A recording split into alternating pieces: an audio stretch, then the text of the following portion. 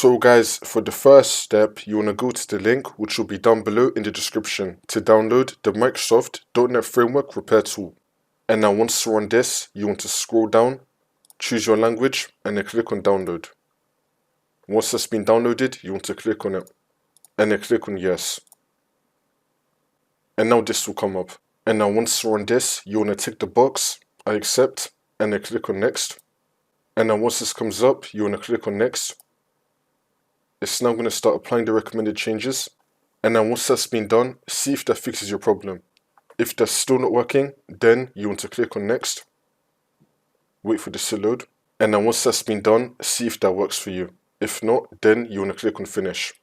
If that's still not working, then for the second method, you want to go to search and type in turn Windows features on or off. Click on it. And now once you're on this, you want to untick .NET Framework for both of them, and then click on OK. It's now going to start applying the changes. Now once that's been done, we can now close out of this. Now we're going to go to search again, type in turn Windows features on or off, click on it. And now we're going to enable it again. And then click on OK. And then select let Windows Update download the files for you.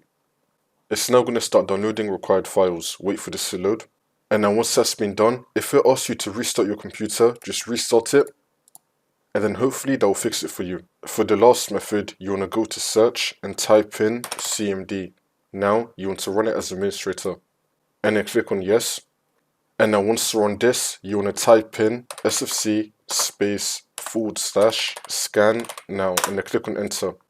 And you want to run this scan. Wait for this to load. I'm going to skip the video to when the scan will be fully completed. And now once that's been done, now you want to type in dism /online /cleanup -image /restore health. Click on enter.